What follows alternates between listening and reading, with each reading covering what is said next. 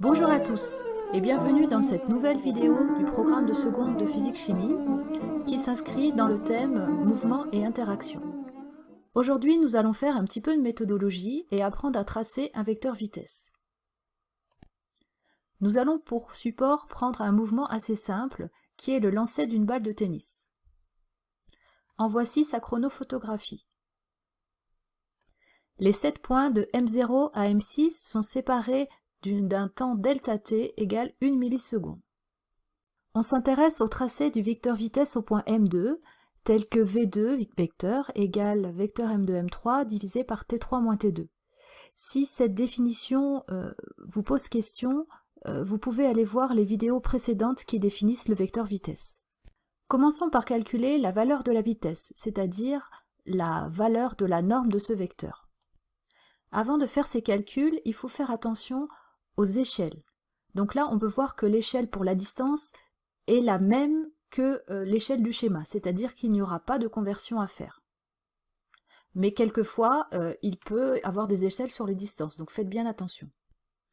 Puisque l'on veut mesurer la valeur de la vitesse au point M2, on aura besoin d'avoir la distance M2-M3. Donc pour cela, il suffit de prendre une règle et de mesurer cette distance entre M2 et M3. On peut lire ici que la distance M2-M3 vaut 1,7 cm. Comme le schéma est à l'échelle, on pourra garder cette valeur pour le calcul de la vitesse au point M2. Calculons maintenant la norme du vecteur vitesse définie par V2 égale distance M2-M3 divisé par T3 moins T2.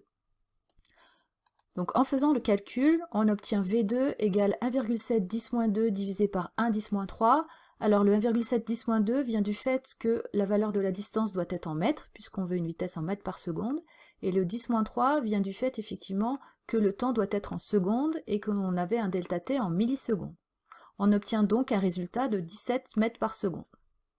Il nous reste maintenant à faire le tracé du vecteur vitesse. Regardons à nouveau les échelles. Là, l'échelle des vitesses dit que 1 cm sur le schéma revient à 0,5 mètres par seconde en réalité. Donc par proportionnalité, notre valeur de vitesse qui valait 17 mètres par seconde en réalité vaudra donc 3,4 cm sur le schéma. On a bien maintenant toutes les caractéristiques pour tracer le vecteur vitesse.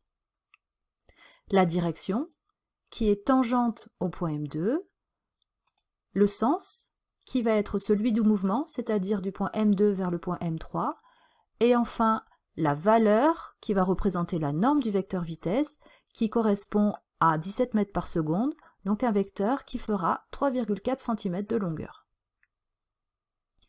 Il suffit de reprendre la règle et de tracer le vecteur vitesse avec ces trois caractéristiques, avec pour origine le point M2. Voilà, cette vidéo autour de la méthodologie est maintenant terminée. Si vous voulez en savoir plus sur le thème mouvement et interaction, je vous donne rendez-vous dans de nouvelles vidéos où nous aborderons le thème des forces. Et je vous dis à très bientôt.